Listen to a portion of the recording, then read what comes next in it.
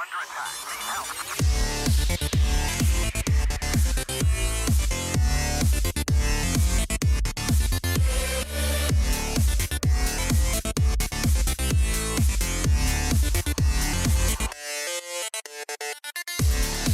right, Alex, start the podcast. Okay. This is the podcast. Hi. Okay. We got to have a different intro. Hi, Kevin. Hey, buddy, what's up? This is the start of the podcast. Wow, that's crazy. He needs a different prompt. This is After Hours with Alex and Kevin. Tell me a story. So I actually do have a thing. Guys, I tried to make a Philly cheesesteak on my own. Congratulations. Were you in Philly? I think I need I think I need another go at it. It was just okay. Oh, okay. That's fair. So do we get details? I don't know. Like, I'm also like, most Philly cheesesteaks are like, have like onions and mushrooms and stuff on it. I'm like, I don't like that stuff. You just put what you like on it. Yeah. So it's just meat and cheese. Oh, I also add pizza sauce on mine because I like. So you made a pizza? No. You made a steak, pizza, cheese, hoagie. Pretty much, yeah. Okay. I'm imagining just off of Kevin's webcam, the entire house is singed and burned to the ground.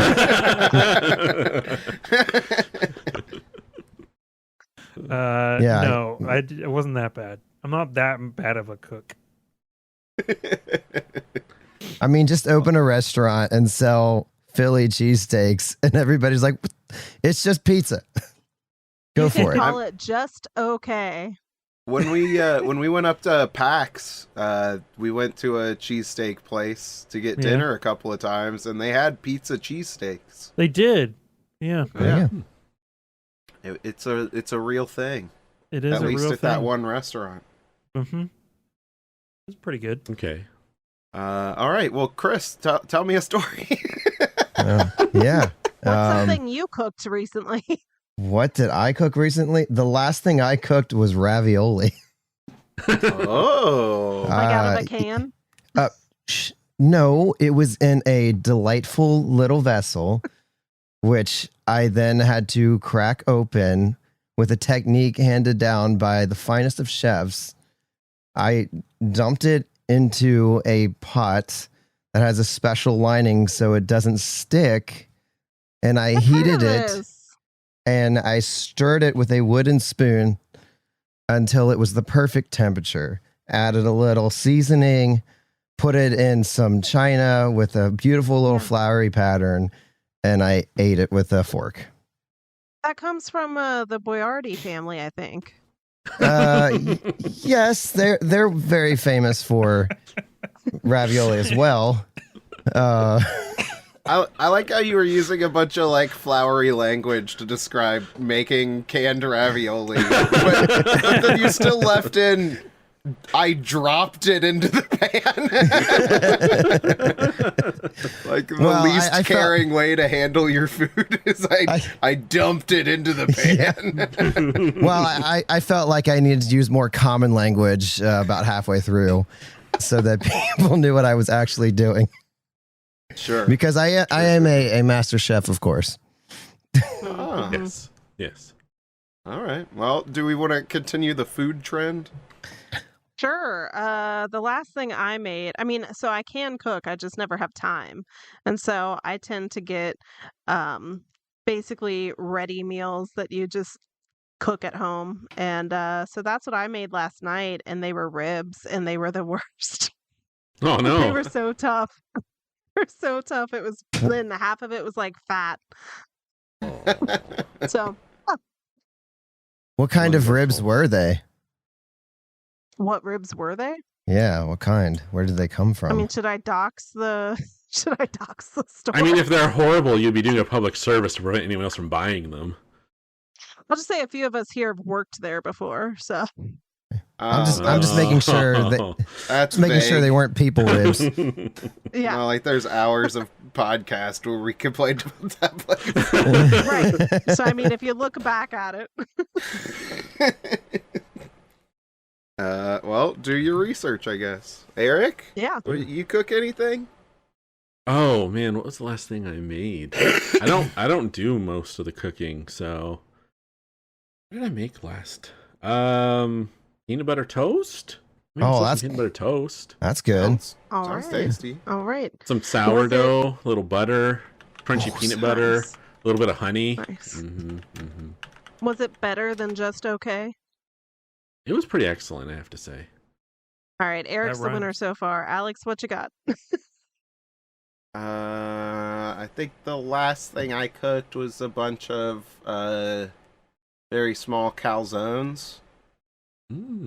Pizza rolls? They were kind of squared calzones. Were they from the Totino family?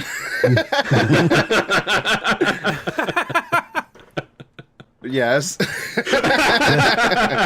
We should really make a cookbook, guys. I very carefully, with the practiced hand, dumped them onto the plate.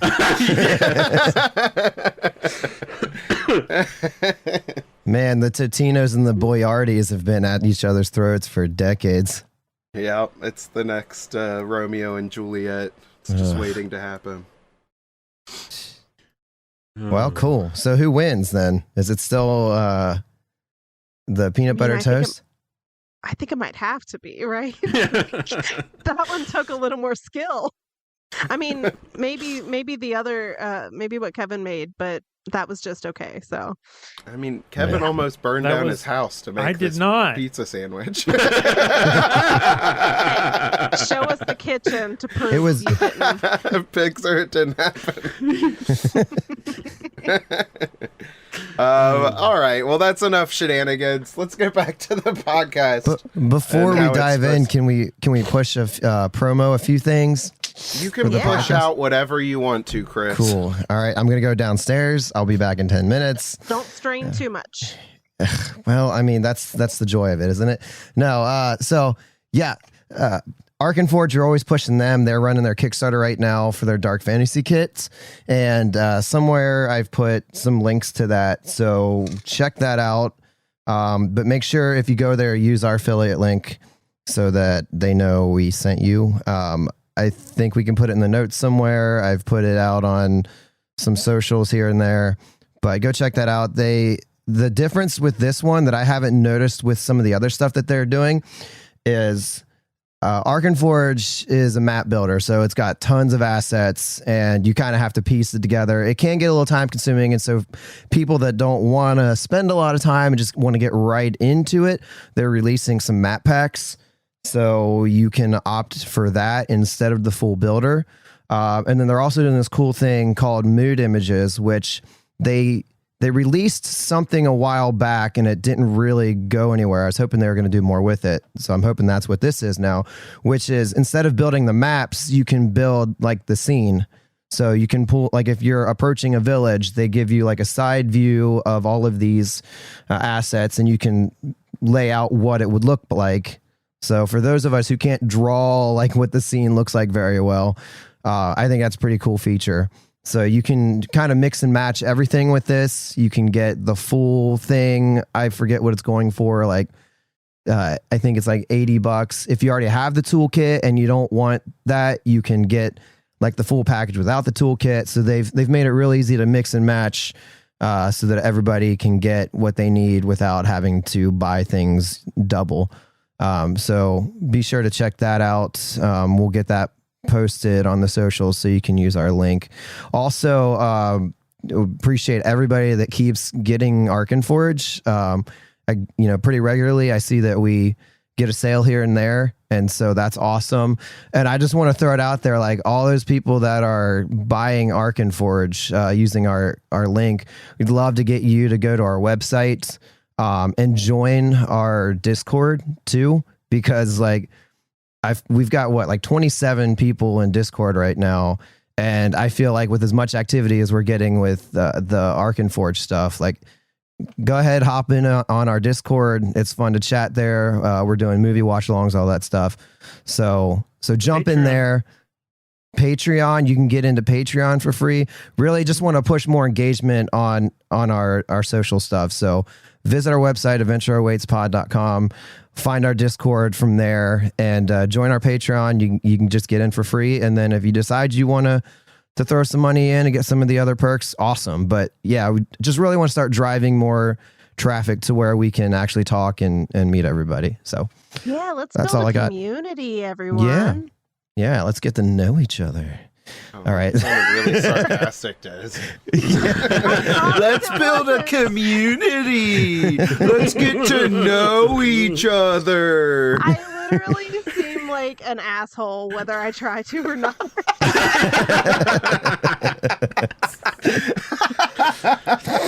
Pure natural talent. And that's Yeah. why we love you, Des. Yeah. Our little Oscar Well, the thank you, Grouch. Chris. You did a great job. Thank And you. I'm sorry if that sounded sarcastic. Damage control. I'm sorry if you felt like I was being sarcastic. Let's get to last week we did some stuff. Who's got a recap? Who can recap what happened? Let's see. Where did I've just been the stenographer lately. So here we go. I actually put the date. So we started, I believe, in the kitchen area, and we were looking around. And then, I think I might have gone back too far. We got stuck in the freezer. We had just left we the got- kitchen area. Okay, so we at the beginning just of left last the kitchen area. episode. We were in the I maintenance just- area. I was editing it. I got you. Okay, cool. Oh So- shit! What happened was when we left off from the last episode was we were about to head back to Casey, who was on the stage looking around the stage area, and underneath the stage was a hatch that he found,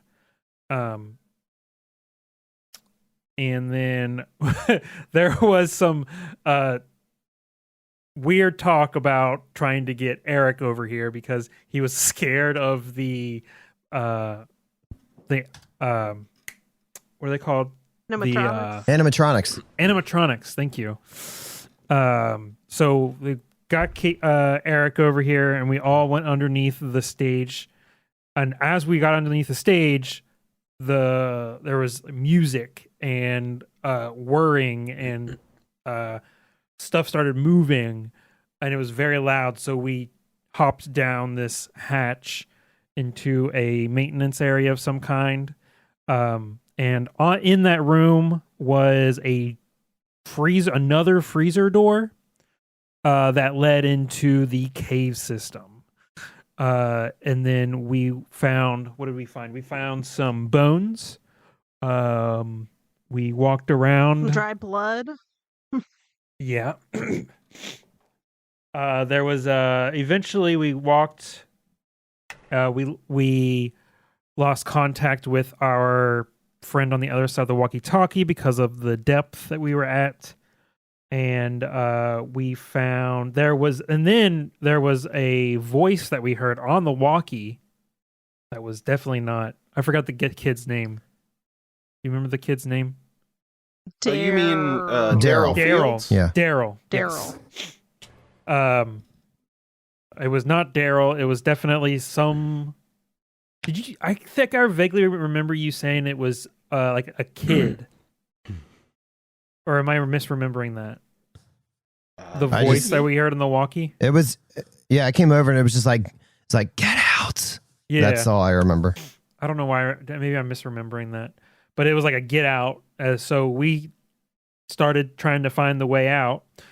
We found an opening in this cave system that had a dais Heyo. and an altar, Amadeus. and there was dry blood. There was, what else was that? Candles. We lit the candles. And nothing happened except there was more light. We eventually we take another exit out of this room into this. I think we have to climb up, right? We had to climb up. it Yeah, was we towards the left ceiling. off. You were still in the previous room that you We had had. just described. I think we rolled some climb checks. Maybe I forget, something like that. And Did we? we. I don't think you started the climbing process yet. I think I told you okay. that the next This is- passageway out, based off of Eric's cartography. Yes. No, cartography is map making, right? What is it when you're reading a map? Just Reading a navigation? map? Navigating. Yeah, I the- think just navigation.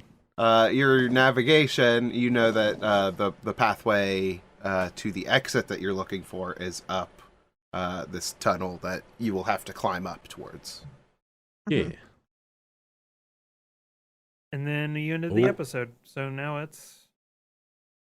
we're caught up. Now Let's do we're it. caught up. And now we're hearing a kitty purr on the mic. Oh, no, I was just opening my zipper. No, the cat in Oh, okay. Kevin's hands. I can hear it purring. Oh, let me see the kitty. Where's the... I can't hardly she's see the gone. kitty. Sorry, you'll have to catch her at the stream. All right. And the last thing on our notes is DD Mega Doodoo. Alex needs to organize his notes like this lovely organized notes document, though its spelling and grammar could use some work. Did you organize your notes, Alex? I did not. Honestly, I think Des mentioned that we were recording, and I was like, it's been a week already. I haven't done anything. Oh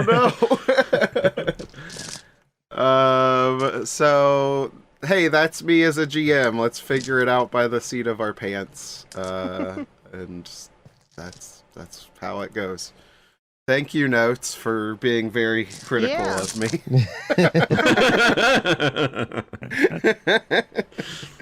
Okay, so we find our heroes, these children, in a cavern deep underground. They maybe know the way, or maybe they are heading deeper into darkness and despair. We'll pick up there. What do our heroes do? I think climb is what we were doing. We shall ascend. Yes. Climbing up. This is All a right. ladder, right? I don't believe it was a ladder. I think it's just like a ramp, like carved into the rock, maybe going around Yeah. up into the ceiling.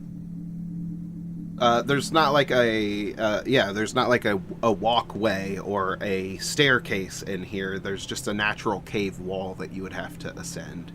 Oh, but we Okay. see the This is opening gonna up be in the where ceiling. Dusty dies. Yeah. Yeah. Dusty's gonna die and perish down here. You'll be fine. So this is where I would say maybe we could put in a little bit more planning and preparation into our ascent than just we climb now. Okay, so I get out. I don't have any rope. Never mind. I don't get rope. Oh, our scout has to have some rope. Wait, is it left outside? So Eric has I think it's a 25-foot rope, because it was the rope we used outside to pull the tree and the grate down. He brought it with him, and he also held on to that chunk of rebar that we had. So depending on if he can find something, one of us can climb up and maybe set the piece of rebar like a piton at the top if there's a good spot to wedge it in and hang the rope off of. Otherwise, we're gonna have to have a big burly child at the top to hold the rope to help the other ones climb up. I assume it's going to be a brawn roll to climb up. Sounds right. I would say that this could actually I'm gonna say that this could be a brawn or a flight This is Hmm. You were trying to Okay. evade the cave that you're stuck in. I think either of those would work. If I think with flight, it may be a little bit more difficult.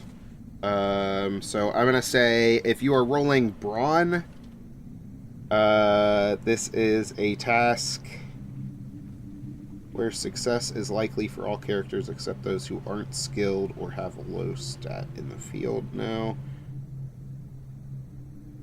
Task that is certain for characters who are very skilled at it, but not for those who aren't. I'm gonna set... Yeah, for brawn, this is gonna be a 6. And I think for flight, just because... No, I think it's also a 6 for flight. I don't know why I would complicate things. That's crazy. Yeah. So, Dusty realizes that, that this is his chance to get out of the darkness because he has not been comfortable this whole time. And he's going to take that, I guess he's just going to go ahead and start ascending unless anyone shouts anything out. I can help. I push you up. Maybe give you a little bonus. Okay. I set I'm my gonna use my flashlight. flight. I set the sword down, and I put my flashlight back in my back pocket, and then I'm gonna push him up. Maybe give him an easier time up these up this. Sure. So just as a reminder, this would be a planned action because we're not in immediate danger. The way that you would assist is by spending adversity tokens to give don't a plus worry 1 about that then. Yeah. per token. Yeah.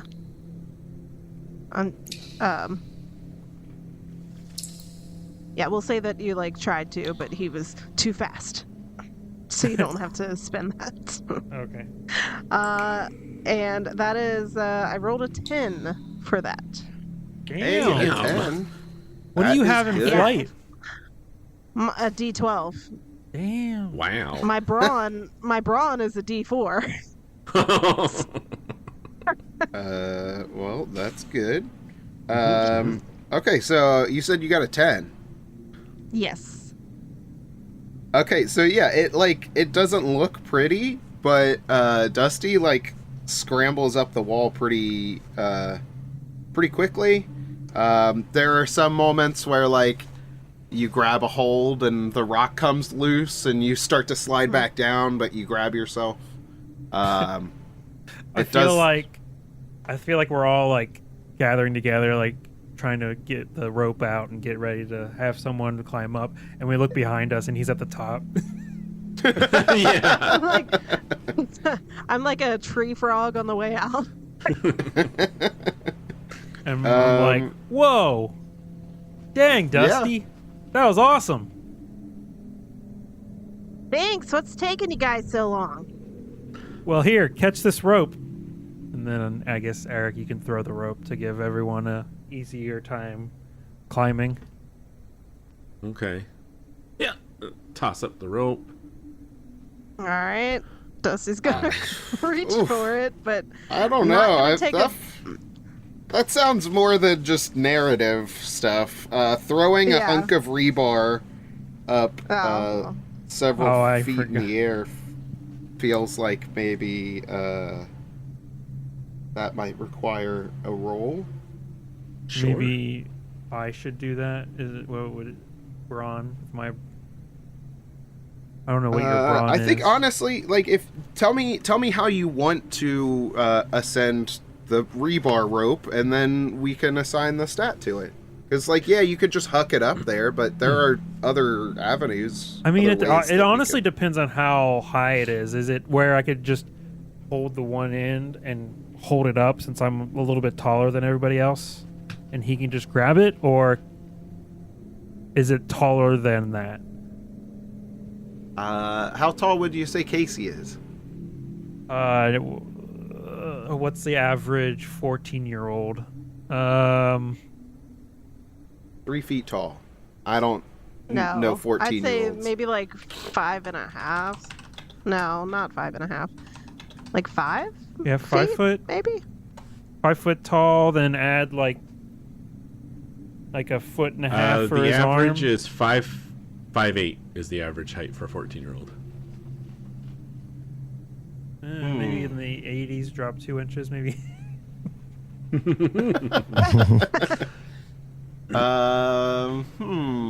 Yeah. Yeah, I don't know. So like, is it 30 feet up or how? I envisioned about a 10 to 15 foot ascent. So just so that we can make this a little bit more fun, let's go with the 15 feet. Which means that, like, it's in the ballpark, but we're gonna have to do something to get it up there. That's what she said. All right. Just jam the rebar in. Oh, God. I was just gonna just toss it. All right. See if he can catch it. Just tossing it up. Yeah. This is gonna be terrible when it goes in his eye. So this is not impossible by any means. You're tossing, so yeah, we'll call that a brawn. And let's go with an 8? 8 difficulty? I mean, you're throwing this up largely in the darkness.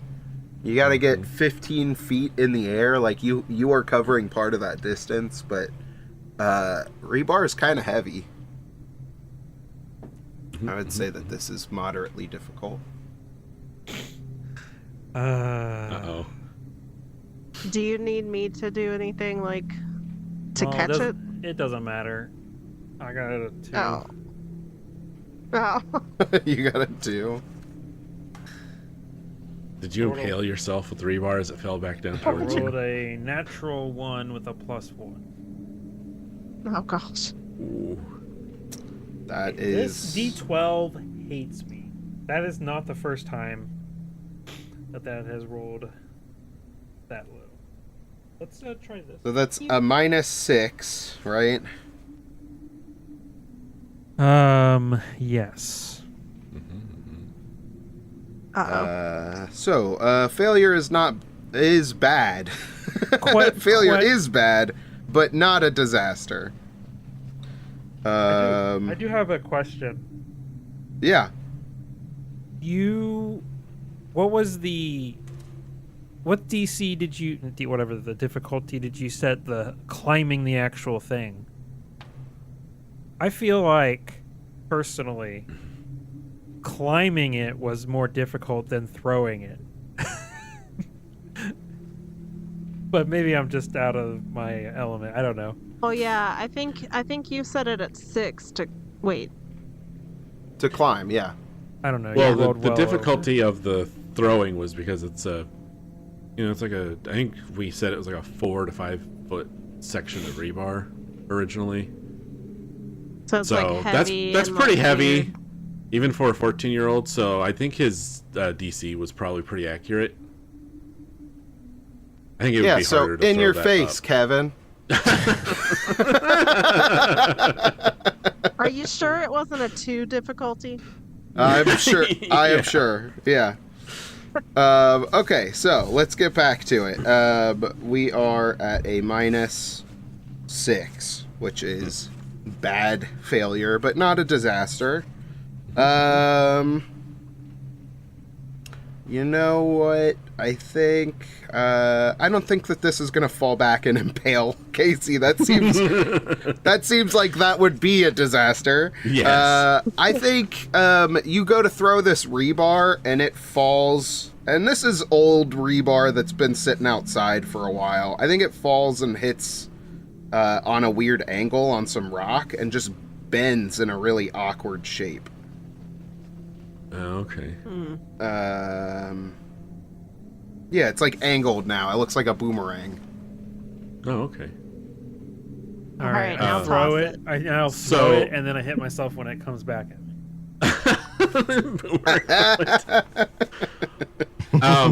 After watching this, Eric's gonna go, maybe we should try this slightly differently, guys, just so we don't hurt ourselves. and he takes the opposite end of the rope and he ties a knot into it, and then he's like, okay, try and throw up the knotted end, and then Dusty can pull it up to get the rebar end. And he hands it to Casey. Okay, I do that. Okay, so we just have Just a rushing in. like a balled up end of the rope that you were just hefting up to try and. I feel like I could hold the. I'm leaning away from my mic, so everyone can see what I'm doing. I'm holding the rebar and flinging the knot up at him so he can catch the knot. That makes sense. Oh, okay. And then And then pull he can it just up. drag it and pull it up. Yeah. Yeah. Yeah. Okay. That way we're not throwing metal around. That feels easier. And the knot on the end is just to give it a little bit of weight. Yeah, So- yeah. Give it some direction while you're hefting it up there. Yeah. Let's go for again. How you're throwing it? So we'll go with brawn. And let's drop the difficulty because we're not throwing a huge piece of rebar now. Let's go for a 5. Difficulty 5. All right. I got a new die, so hopefully I don't get another one. Did you get another one? I got no. I got 4. I'm gonna spend it. Can I spend it after I roll? I think so. I think as long Okay. as I have it. No. Yeah, I think I'm Well- mixing up rules now. We've played too many systems. I'm gonna say yeah. You can spend it. Okay, I'm gonna spend the one that I would have gotten for failing the previous roll. Which yeah. Also, blanket statement: if anybody fails anything, you get a adversity token from having failed an attempted roll. And if I forget to give that to you, feel free to mark it on your own sheets. Cool. Okay, so what was your total then, Kevin? It'll be exactly 5 with the adversity token. Hey, that's a success, but just barely. You heft the rope up, and Dusty like catches it, but then starts to fumble it because of his disgusting hands. And then just as it's about to fall out of his hands and fall back down to you, he grabs it right on the knot that Eric had tied and starts to reel it back in. Right. All right. Guys, I got it. Nice. Dusty, can you see anywhere where you might be able to like jam it into a crack in the ground or something to kind of give it some support? Let me look. Yeah, he's like looking around. Is there any kind of like crevice or something? Use your Oh, brains. you're in a cave system. There's lots of Right. Lots of crevices. crevices. right. I think that there's like a pretty. I think honestly now that the rebar has been bent, it might be a better shape to hold you guys up. Yeah. Yeah. Like you hook it around like a stone and kind of jam it into place, and then drape the rest of the rope over the edge so that everyone else can access it. And yeah, after doing all this, like lifting it up and doing that, Dusty is just winded. So he like takes a seat and he's like, "All right, guys, you're good to go."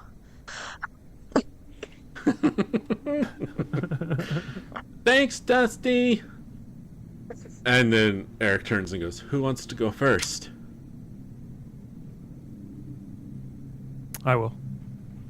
I got you. Okay. Unless anybody wants a lift, I can push him up.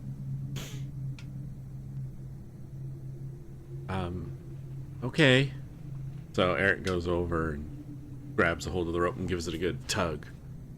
All right. And it seems pretty solid. And he's like, "All right, can you give me a little boost?" And Sure can, boss. right, so that's gonna be character sheet. Do I need? I'm doing a roll for this, yeah. If you got the rope, I think that makes it easy enough to where everyone feasibly could get up there. All right, then I just go up, and it slackens down a little. Like I come back like a quarter of an inch, and I'm like, And then I go up there, so it's like the rebar was like setting in to place with my weight. So I'm like, okay, whew. And I have like this momentary flash through my mind, like, oh god, Dusty, don't get me killed. And then I climb up the rest of the way, and I climb up there, and I see Dusty like laying against the side of the cave, like breathing heavy. And I'm like, are you okay, Dusty? Yeah, I'll be a-okay once everyone's up here. Awesome. And then I poke It's my head hot, back over the ledge. I'm like, okay, guys, it's good. And I look back at Dusty, him saying it's hot, and I'm looking at all the ice, because I think, if we remember, there's like ice all over the cave system that we're in. So I'm just like, yeah, Dusty, it's warm. As I'm looking at ice on the wall.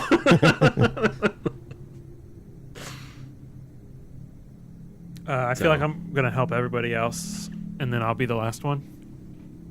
All right, so Okay. the girls scramble up. Sievers, it's your turn.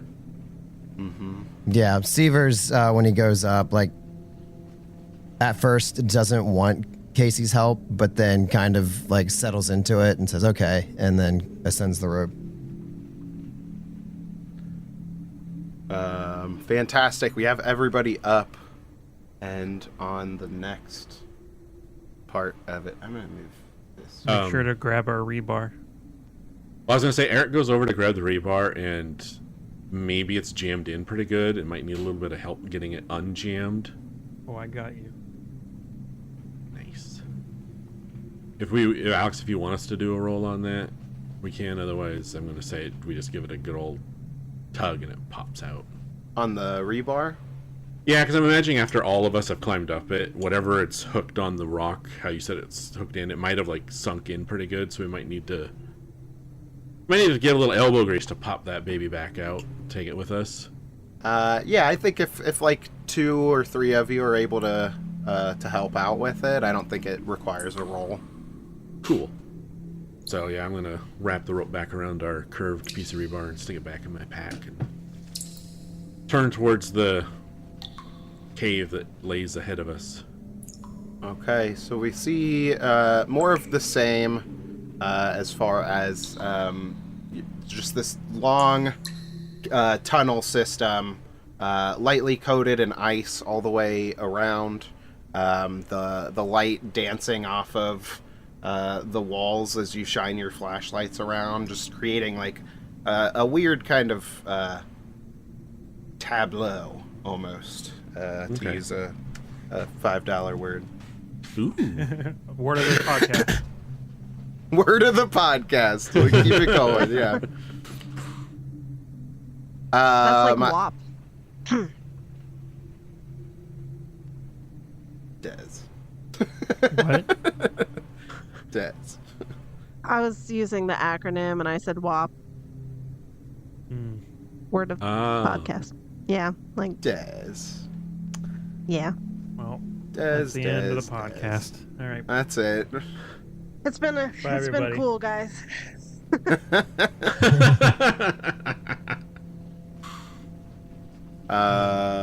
Awesome. So yeah, you come around the bend, and as you swing your flashlight around, like illuminating this turn, it almost feels like a few of the shadows linger after you sweep your flashlight over the area before they begin to dissipate. Yeah, a very strange sight to behold. The shadows look to be like humanoid shape, and there are 4 of them in front of you, but they slowly begin to dissipate the longer the light is on them. Oh my god! I forgot my sword. Guys? Oh, you left it down at the bottom of the cliff! Oh. I love Do that we need so to turn much. around? That's such a kid move, but I love It it. is. Yeah. It is. Yeah, it's gone. I'm gonna say it's gone.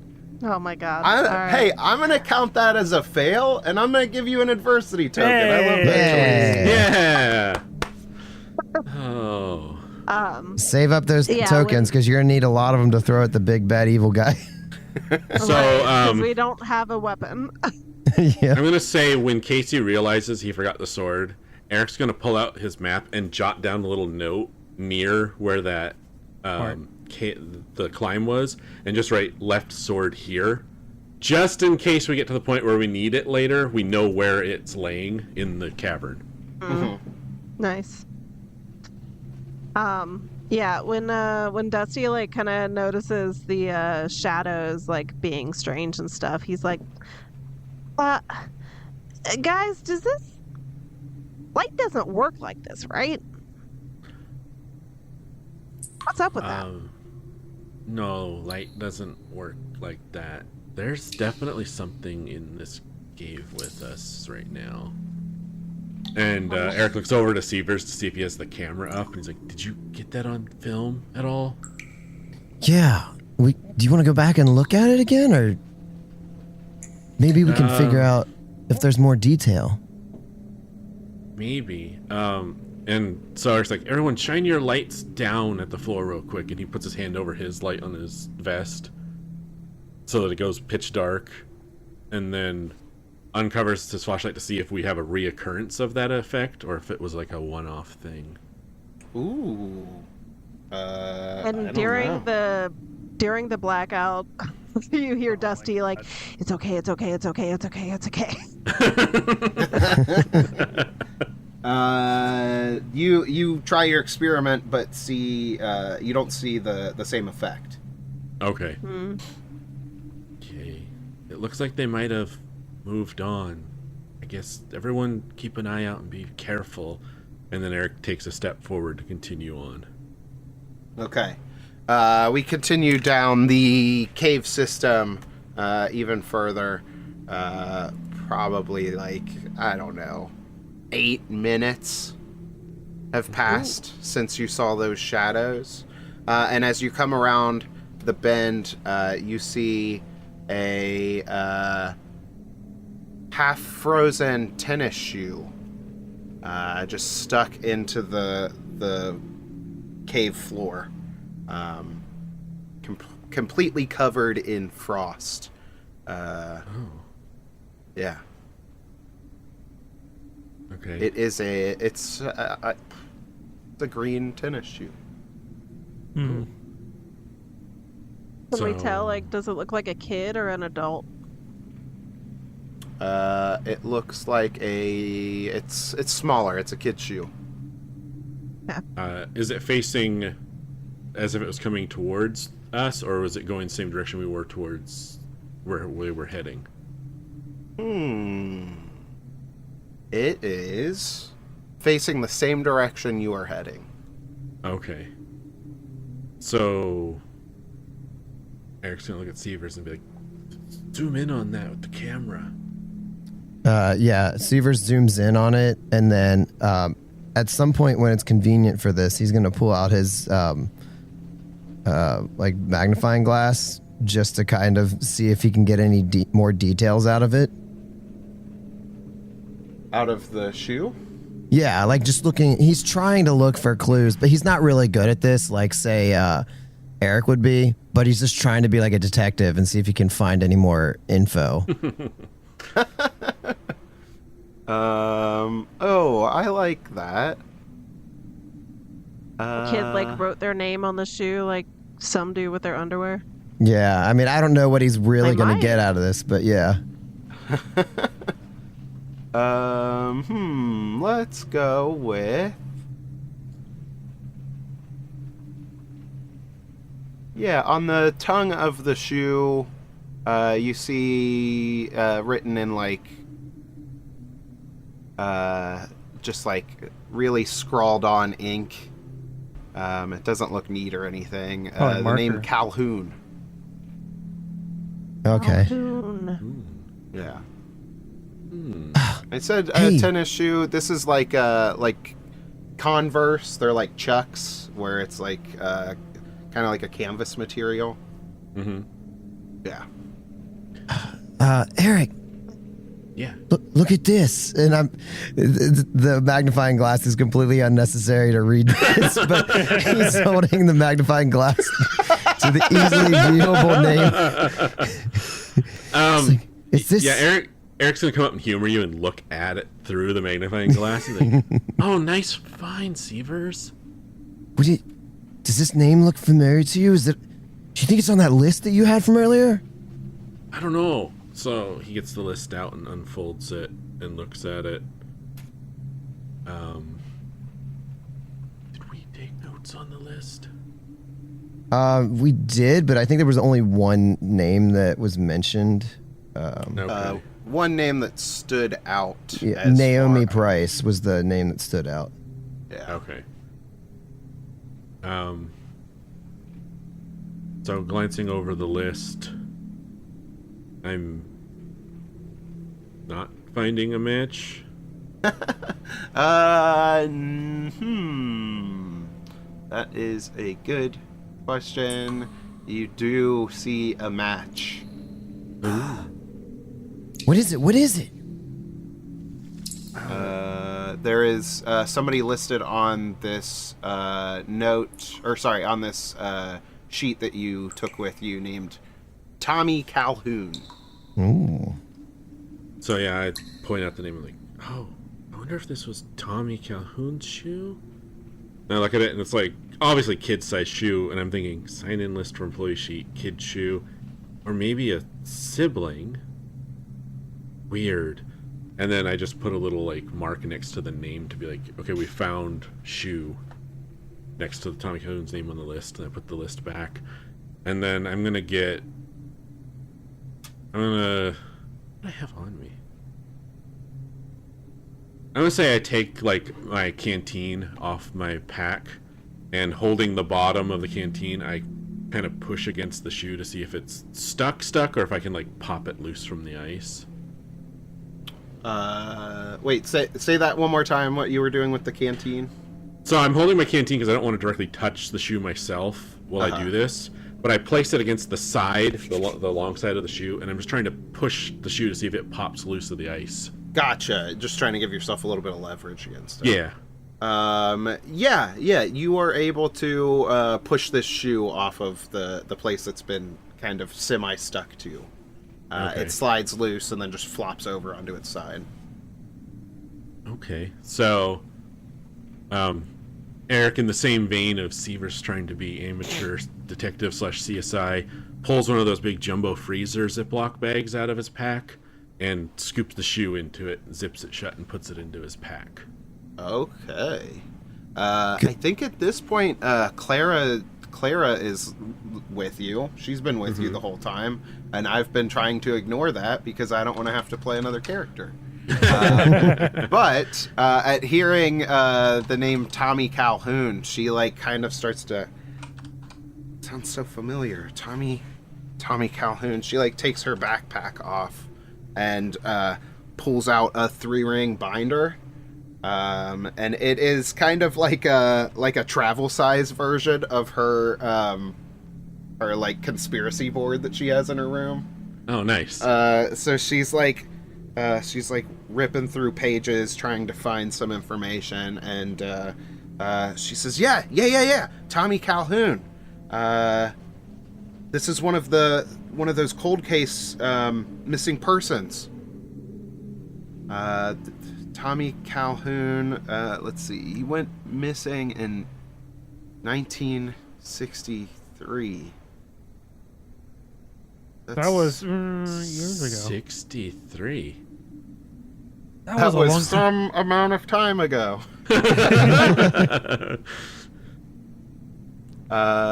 Let's see here. They say that as far as the information that she has from this little missing persons pamphlet that she has in her binder, he was last seen sneaking into the quarry.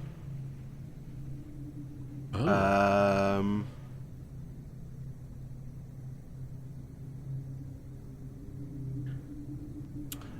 And Tommy was kind of a notorious, people called him Firebug. He was like a little bit of an arsonist. Ooh, okay. Tiny arsonist. Boy.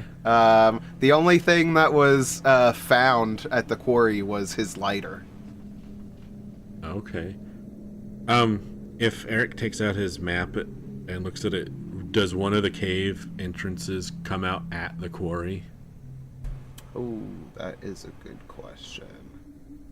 The quarry is right next to the old train depot, which I think is the next exit that you all are heading to. Yes, it is. So it's fairly close to an entrance to the cave systems. Okay. So, yeah, Eric's going to point that out to the group and say, look, we're going to come out right next to the quarry where they found his lighter. Sievers is going to be jotting down notes. We should probably keep going, guys. I mean, I'm starting to get hungry, and this seems like something above our pay grade. We can't leave now, Dusty. This is getting good. Getting good. There's a kid went missing. That's obviously from him. Clara's like, a bunch of kids went missing. and adults. What? Why do you think we're here? Dusty, that's the whole reason we came down here, was to figure out the mysteries of Snowsville. I thought we were just having fun. I just wanted to play. I need a minute. He just shuts up and like starts like rubbing his temples. Don't you have one of your gross sandwiches you can eat? Come on. Yeah. First off, they aren't gross, okay? They're okay. But I'm not hungry right now. But you just said you were hungry. Okay, shut up. He's just like panicking. I think Clara's gonna go over to Casey and be like, hey, man, we can't have anybody freaking out like this. Is there anything you could do to calm him down?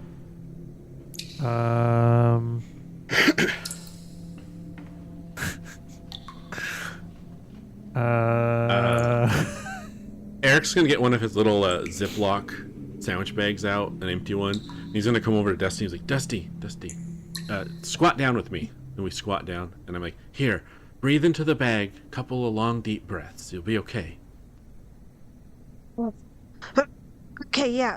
Thanks, Eric.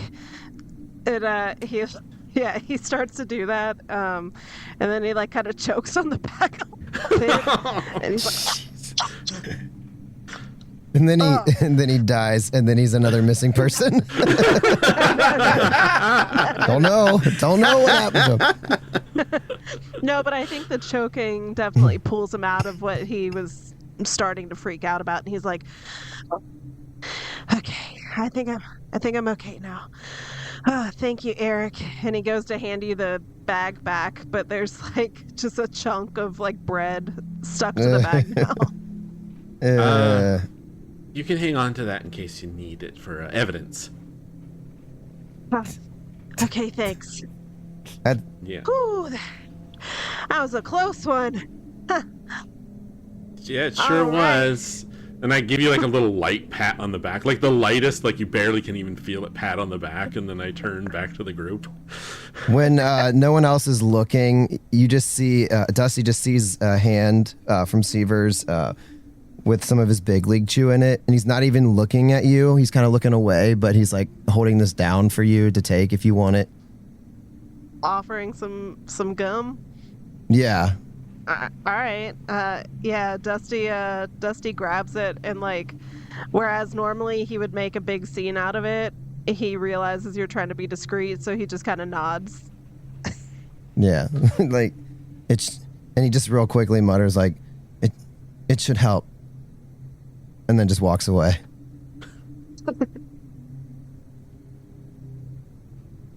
Nice. All right. All right. Well, assuming everyone's gotten their act together at this point, Eric's gonna look down the cave and go, and then look at everyone and go, should we keep going this way then?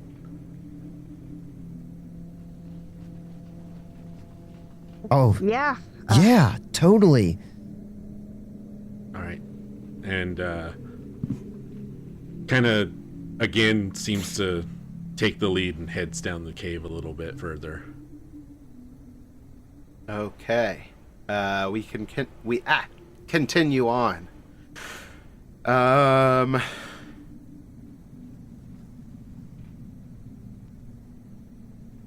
Ahead. We find a head? You find a human head. No. No. That would be... Now Dusty freaks out. It's Dusty's head.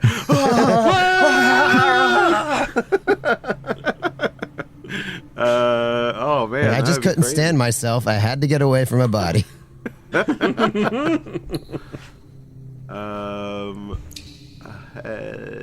in the cave system. Jeez. Can't even hesitate for a second. Oh no, that one's scary. Don't say that. Oh man, everyone's dead now. Mm. Oh, and now I'm dead. Oh, jeez. That was quick. And now And all the that's Kids left on of this Bike universe implodes on itself after Oh, God jeez. dies.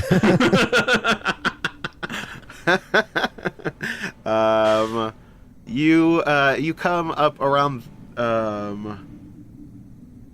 you come up to another this isn't as big as the previous cavern that you guys found yourself in with all the candles and stuff, but there is a general like area where the cave widens out, and there are a couple of different pathways that connect, but against one of the walls you see, kind of posed in a strange way, a completely frozen wolf corpse.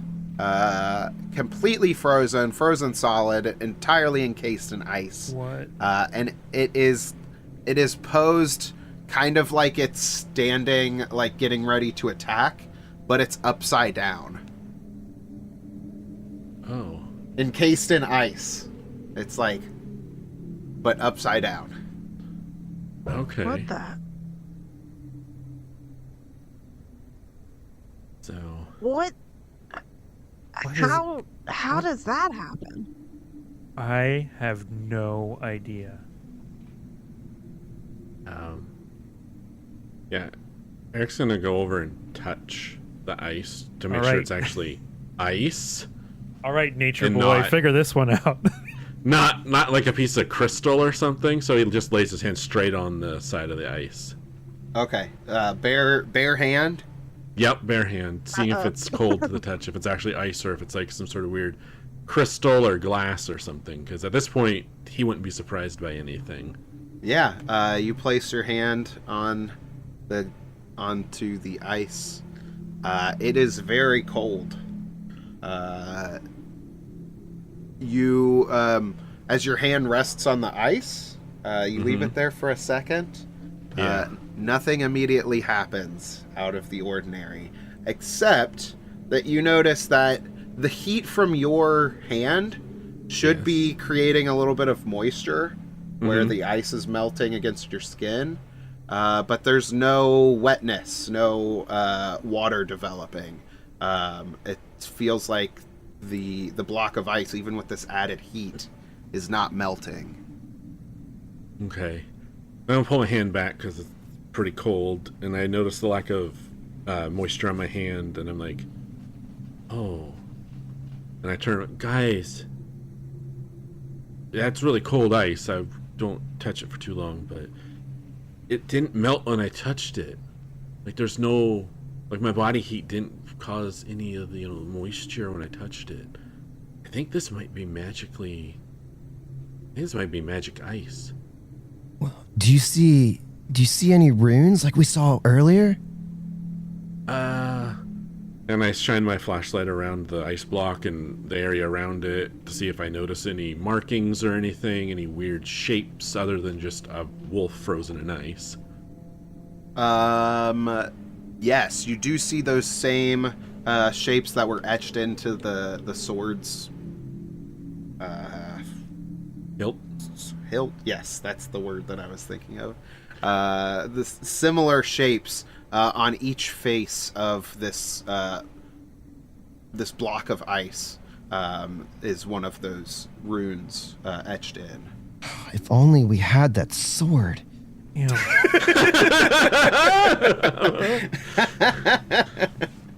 I am we know waiting where for it us- is. Yeah. We're just not going to be able to end this because we don't have it. I would love if the downfall of this entire group of kids was because oops, I dropped the sword and I didn't grab it. Flash forward to the next group of kids doing this, and then they find the sword, and then all of us frozen. In the end, we save ourselves, sort of. Sort of. So, yeah, Eric's just going to do a little sketch in his notes, the block of ice, and then where each rune is on each side in reference to the upside down wolf, as far as, you know, which symbol's on the left, the right, etc. Just so he has a little schematic of it. Oh, okay. So we think this is like magic from the Ice Maidens, but why are they... Do you think this was like a sacrifice or something they were saving for later? I'm just trying to make sense of this. No, look at how the wolf... And Eric kind of tilts his head sideways, trying to get a better look at the wolf's orientation. He's like, look at the way the wolf... If he was right side up, he would be in that kind of like ready to pounce, you know, where they crouch down on the front legs and kind of get their rear legs haunched up, ready to spring forward. It kind of looks like this wolf was maybe getting ready to attack someone and was frozen in maybe like as a defense, or someone cast some weird magic on it to freeze it mid-fight, and then it got toppled upside down. I mean, I kind of look at the whole group and I'm kind of just pulling shit out of my ass at this point, guys. I mean, I have no clue. This is freaky as hell. And you can kind of tell that Eric's not losing it, but he's just kind of like nothing in his experiences being a scout and an 8-year-old has anywhere close to this other than like maybe the fantasy games he would have played, you know. So he's just like, I don't have any clue. Yeah, Dusty, like, when Eric starts cussing a bunch, he's like, Eric, you can't do that. You're going to have to wash your mouth out with soap. Okay. Sorry, Dusty, I'll try not to curse so much. I mean, but look! And I just point at the frozen wolf like, I mean, seriously, man, look!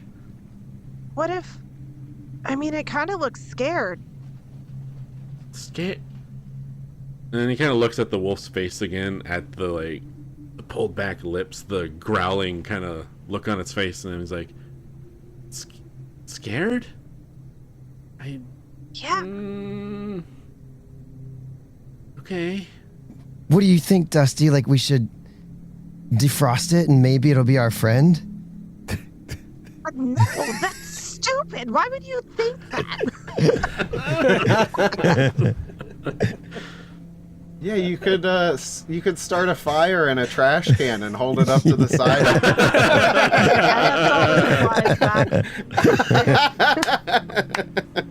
Except the lighter. But Well, yeah, seeing go ahead. No, you're fine. I was gonna say, seeing Eric kind of quasi lose it, but not really. He's Seaver's is still gonna be like, hey, just remember, this is a mystery, man. We're trying to figure it out. Don't let it get you, man. We're all here for each other. Okay? Yeah. We need you. Okay. And Eric just turns his back on the group and looks at this frozen wolf for a long moment, and then he turns back and goes, well, if we had the sword, maybe we could do something, but at this point, I think it's probably safer to leave the wolf frozen. And then he just like, let's see if there's anything else in here, and just kind of starts looking around the rest of this cavern area. Yeah, as you say that and you turn around, you hear a click and then that same staticky noise that you heard earlier. From the walkie-talkie? Yeah. Okay. And after like just the most tense beat. I don't know, a couple of seconds, whatever, of just that static filling this little chamber that you're in. You hear the same voice go, "Escape." Escape? Nope. And then the radio clicks off. Who has the walkie-talkie? I think Discord might have cut you off Seavers. a little bit. Yeah, I thought you said escape. I didn't. Yes. Yeah, that's Okay. that's what you heard. Sorry. Okay. Stupid Discord. Yeah, Seavers has the walkie-talkie.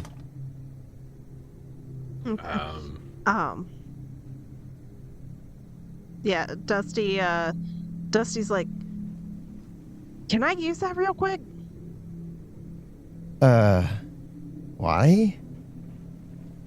Because this has to be what's his face? He's just playing a game. He's trying to prank us. Just tell him to stop. Yeah, okay. Psh, hey, Daryl, over. There's no response. Psh, Daryl, do you read? Over. I don't think it's gonna work, okay? It's probably just picking up something from above or something, something close by that we're too far from Daryl.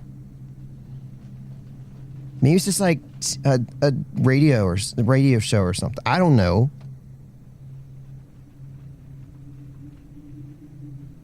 Okay, yeah, I don't know either, but I'm ready to go if you guys are.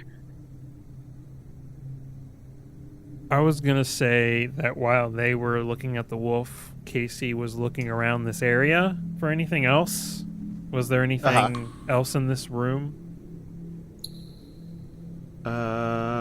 Yeah, there are a handful of items. If you spend some time searching the area, let's see here.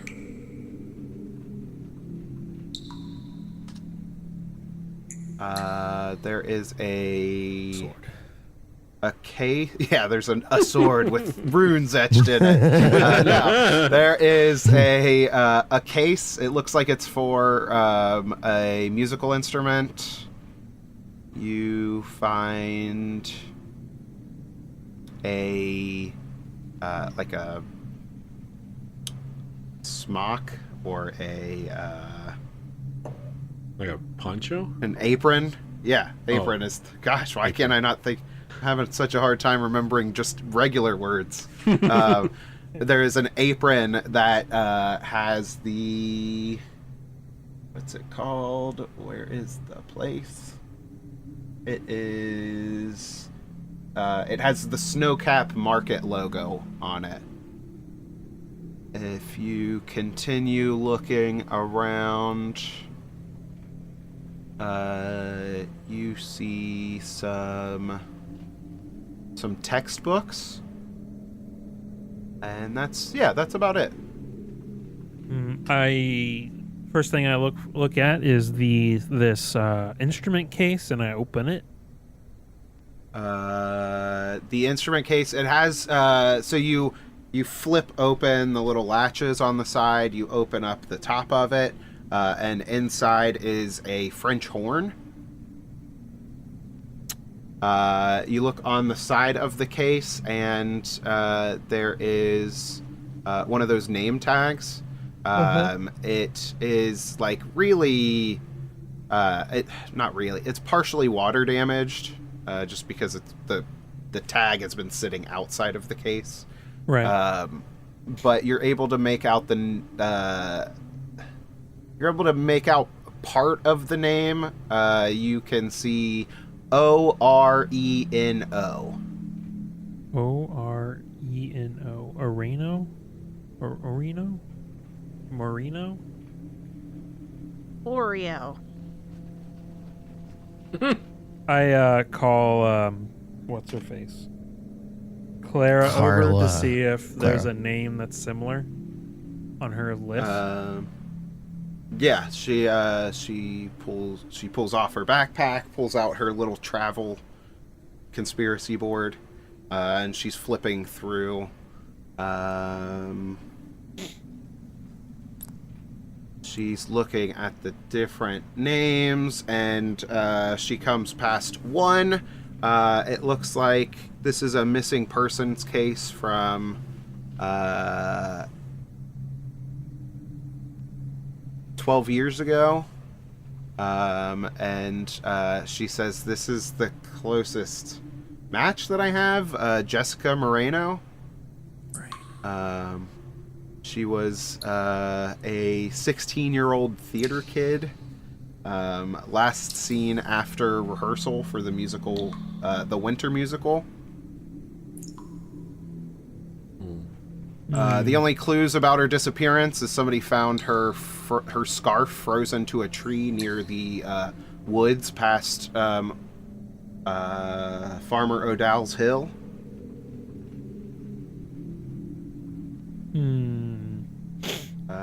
And that's all of the information that Clara has. I wonder. Do I see on the other items here? Do I see any other names? Crap. What all did I say? There's an apron and some textbook. The apron. I'm just gonna roll a luck check. Let's see how much info you get. Oh. The apron has nothing on it. The textbooks. Actually, yes, they do have names written in the front page of them. Because that's a thing that you do with textbooks. I remember doing that. And so you see the name Naomi Price as the most recent name in all of these textbooks. And then I found another name, Naomi Price. Is that another person on your list? That's the person that we had talked about earlier. It's the most recent disappearance that people still talk about. Yeah. How long ago was that? Remind me. Was it 10 years ago? I think I said 9 years ago, but don't quote me on that because I haven't been writing down the things that I've been saying. I got you. Well, let's just Google or search the document. Naomi Price, who recently went missing. And that's the. No, it was like 9 years ago. Oh, it was in the locker, and the reason why we said 9 years ago is because that's when the Chanky Cheez closed down. If I remember correctly. Because the calendar on the wall was set for 9 years ago. Yep. So we have Naomi Price, her belongings next to Jessica Moreno. But they went missing at different years.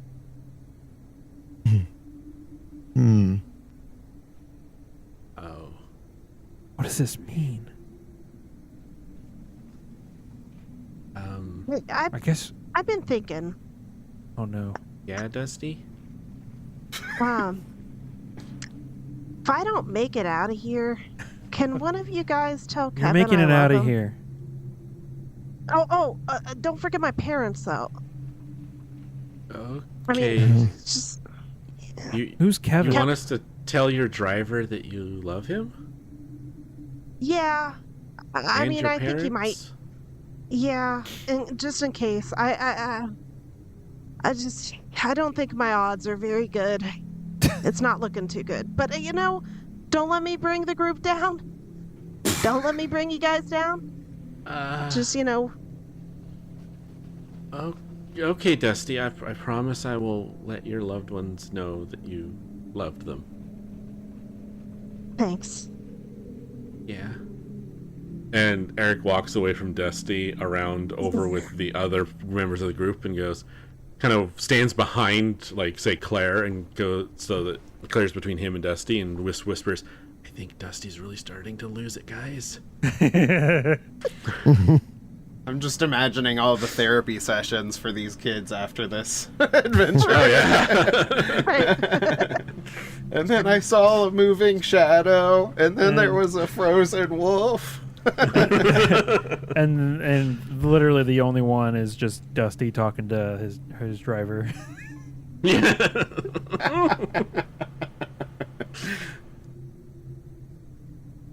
Okay.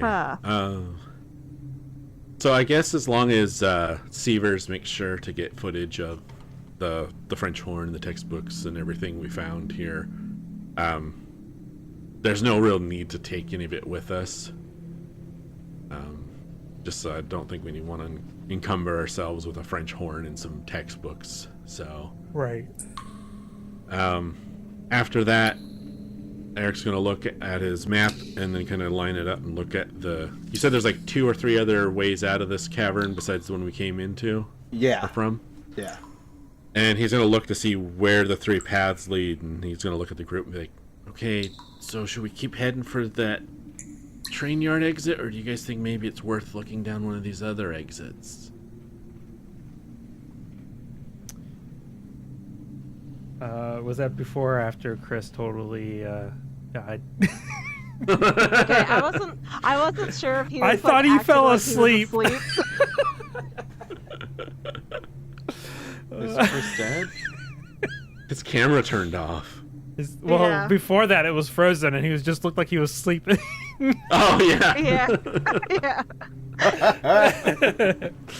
Oh, no. He's gone. Oh, All right. he's gone. Bye, Chris. Did his computer like restart and change all his settings or something? I don't know. No. Oh. I don't know what happened. Well, you took a nap for a while, and then Yeah. your computer turned off. Let me get my webcam back on. I'm back. Hey, you're back. Hey. He's back. All right. What was the Back last thing at that it you said? again. I don't remember. I heard about me, as long as my camera was on, all the evidence, we were going to pick it up. Yes.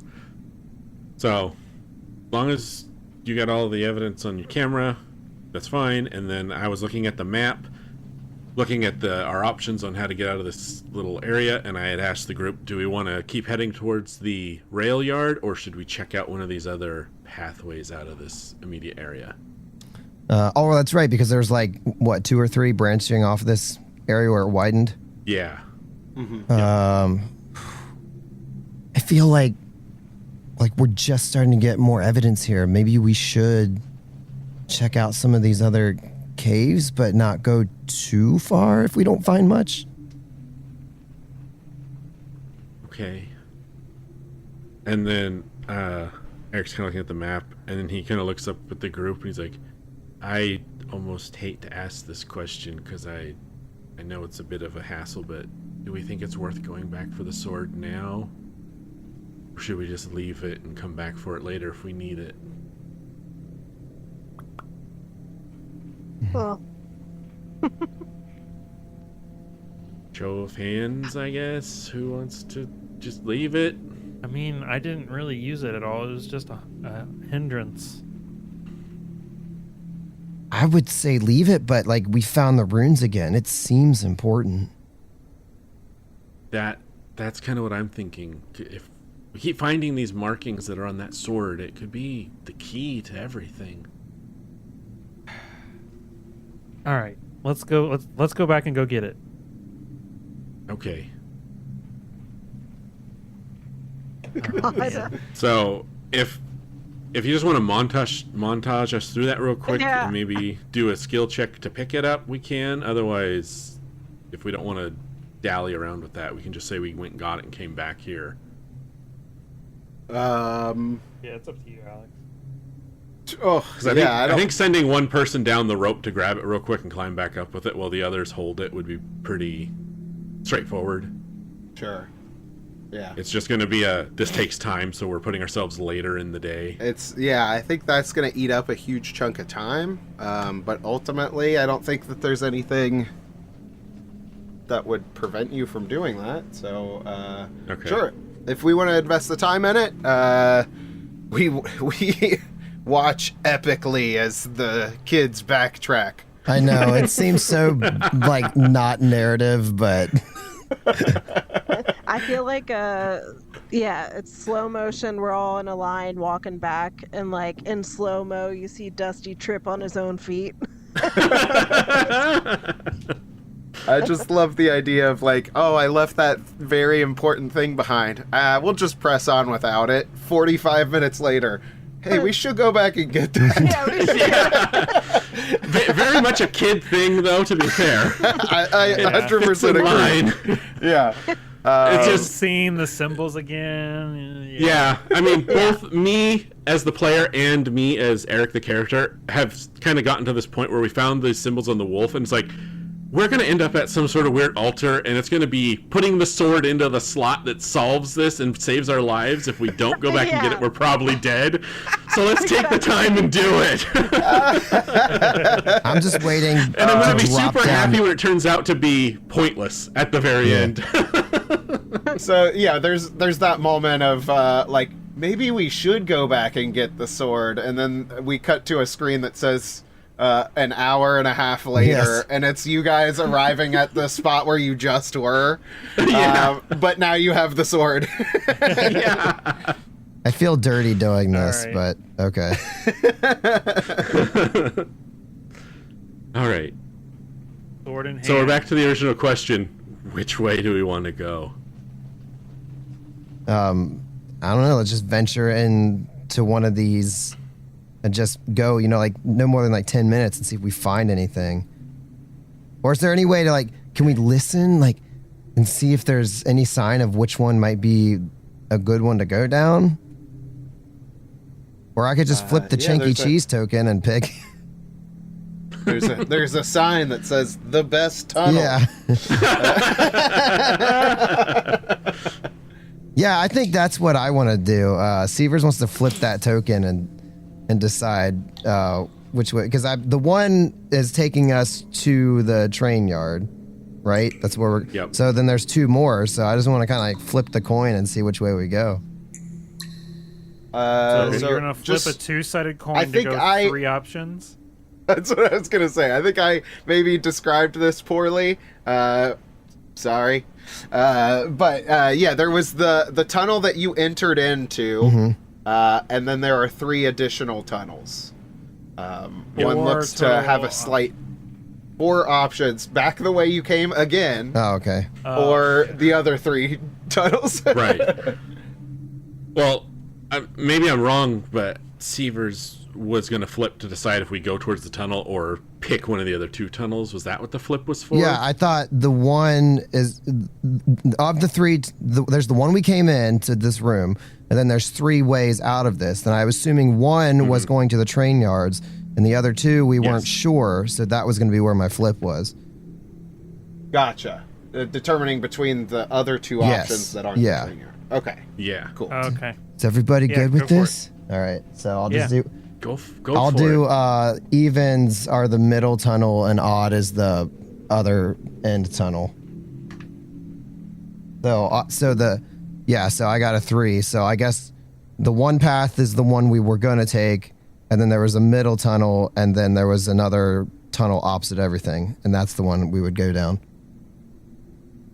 Okay. Oh my gosh, I'm confused. Say that one more time. So for the camera, we were going to go down this one towards the train depot, and then then there's this middle one, and then this one, and this is the one that we're going to go down. Okay, gotcha. That helps. Now I know. I don't know if counting on this Chanky Cheez token is the right thing to do, though. It's probably cursed as well. It glows with red, evil energy. There you go. Ting! All right, my fate depends on this. That's just a joke, by the way. I gotta stop making those little jokes. don't It's have gonna to. confuse I'll everybody. allow it.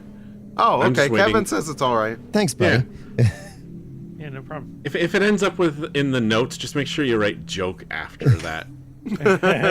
Glows red dash joke. Was a joke. Awesome. Yeah. You are walking through. So you are heading down this tunnel now, right? Yes. I'm not Yeah. Forcing you in this. Yeah. Okay. You head down this tunnel and you find kind of like a natural platform on the right-hand side of the tunnel. It is just a like rocky flat formation, and on top of that, as you guys approach it, you see a bunch of little like glowing eyes, and you shine the light on it, and ahead of you is a group of very pale rats that are sitting on top of this platform. When the light hits them, all of their heads simultaneously look over at you. Oh no. But they don't move. They don't like skitter off or anything. They just watch you. Would you say these rats are of an unusual size? Oh, baby. These are normal-sized rats, maybe an unusual coloration on them. Kind of albino looking? Like halfway between, an albino rat versus like just a regular rat. They seem Okay. like gray almost. Okay. And they're just sitting there staring at us. Yeah. Okay. Eric's just gonna look at them for a minute, and he's gonna kind of turn to the group partially and be like, I haven't seen rats like these before. Have any of you? No. No. Yeah, Seaver's going through his journal. No. Clara?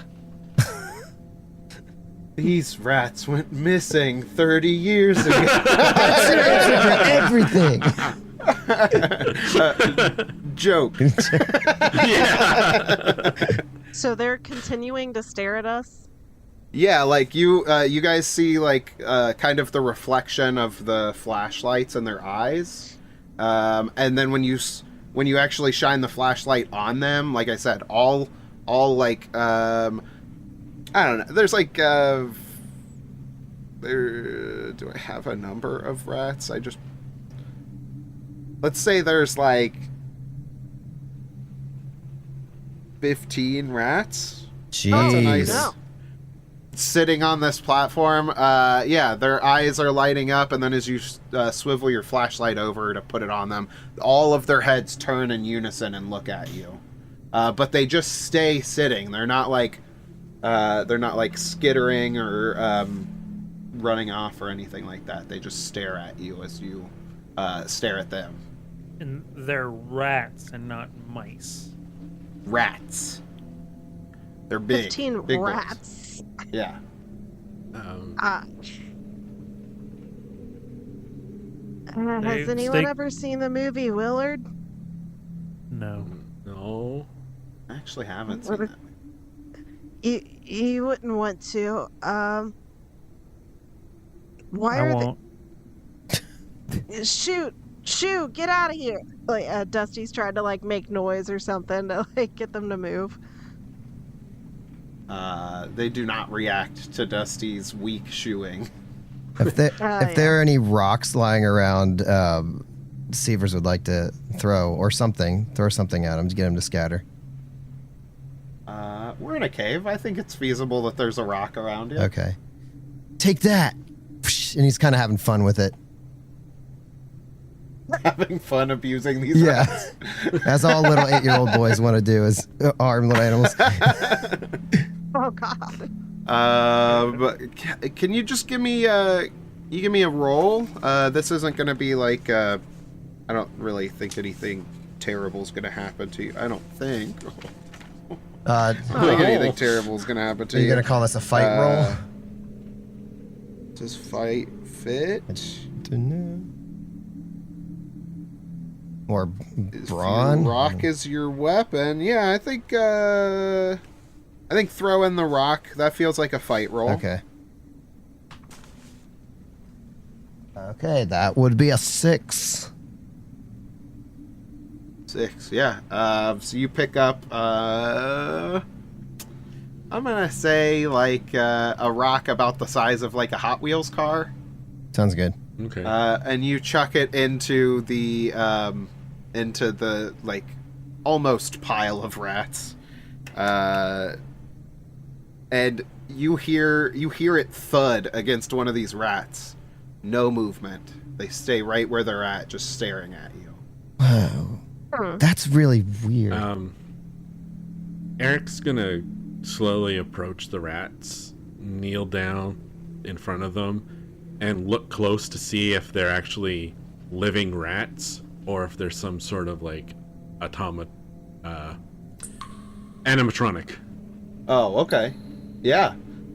You get closer, and some of the rat heads like tilt over to look at you specifically. Some of them are stayed locked in on the rest of the group.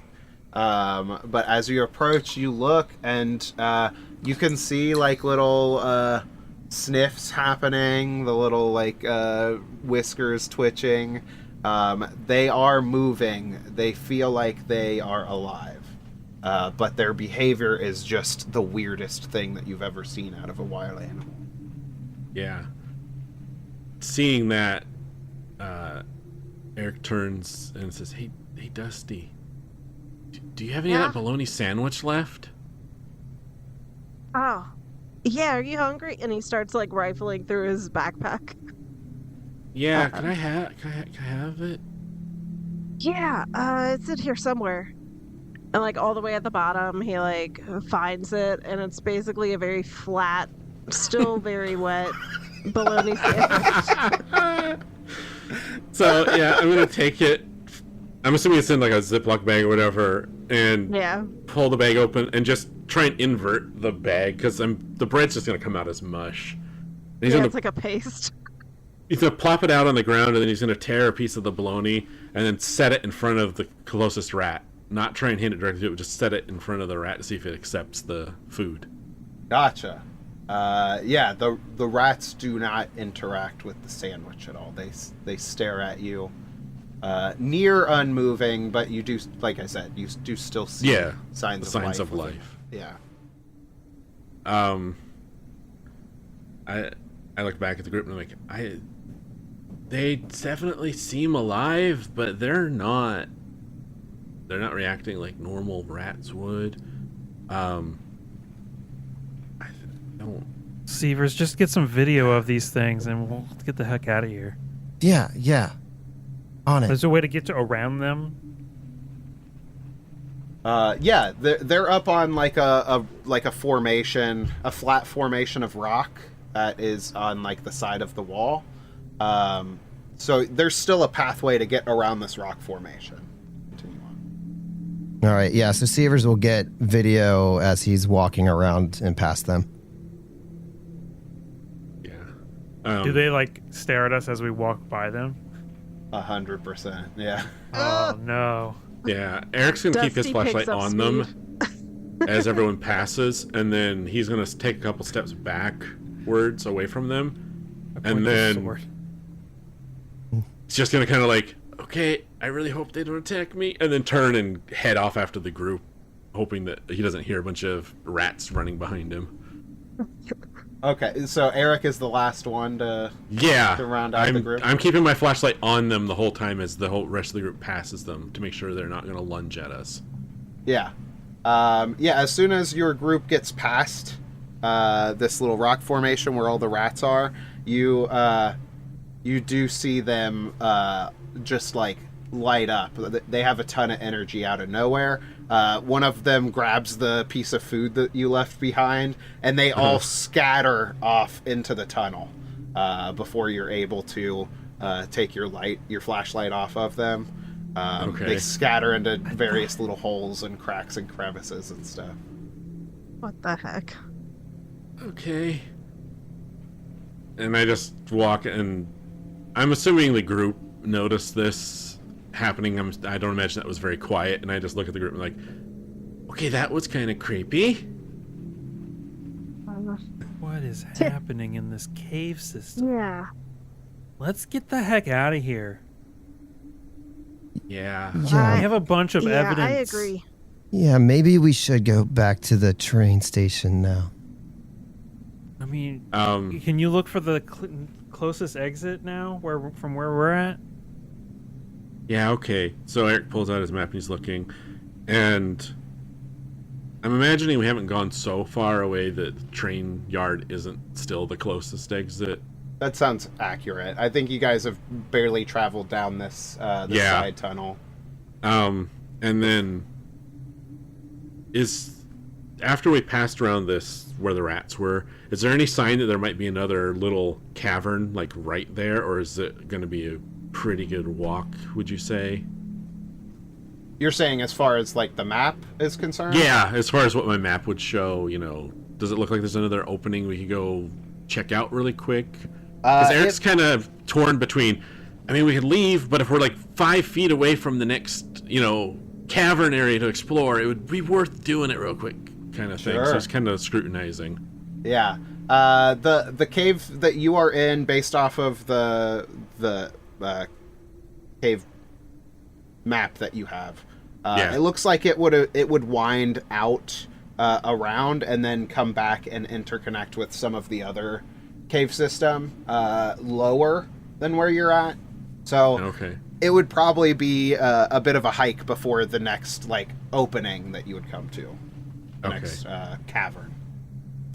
So, yeah, Eric's going to explain this to the group, and he's going to say, maybe we leave a marker at the mouth of the cave, and then when we come back in from the abandoned train yard, and then go this way to continue if we want to come back and explore some more. But the train yard's still definitely our closest exit, and we just have to backtrack. Okay, that sounds great. Let's do that. All right. So you guys are backtracking, going through past the weird rat platform again. Yeah. And you head back into that smaller Where the frozen wolf was, yeah. conjunction. I don't know. Mhm. Yeah, it's like a connecting Yeah, the junction. area between several tunnels. Yeah. Okay, and then from there we are heading towards the tunnel that is kind of at a slope. It's heading upward towards the old train depot exit. Yeah. Yes, that's where we're going. Okay, and what's the marching order look like? I'm going to say since we turned around, I'm going to be at the front because I was at the back previously, and then whatever order the rest of them are following me. Because I have the map, so I'm kind of taking the lead and leading us back through. So. If it's feasible, Sievers would be up with Eric. Sure. We'll Okay. squeeze through, yeah. Yeah. Yeah, I feel like I'd be towards the back now. Okay. Cool. So you navigate, you look and reorient yourself based on the map. You head over towards the tunnel that is heading upward towards this train depot exit. As you round the corner, a white hand reaches out of the shadow and grabs Eric by the chest. What? And that's where we're going to call the episode to a close. Ugh. What? Well, he did. Chanky. Chanky, no! Oh no.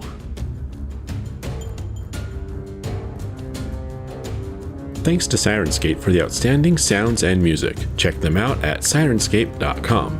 Also, a huge shout out to our wonderful supporters on Patreon. You can sign up for free to get alerts, announcements, and more at patreon.com/Adventure Awaits Podcast. Finally, check out our back catalog at adventureawaitspod.com. Thanks for listening.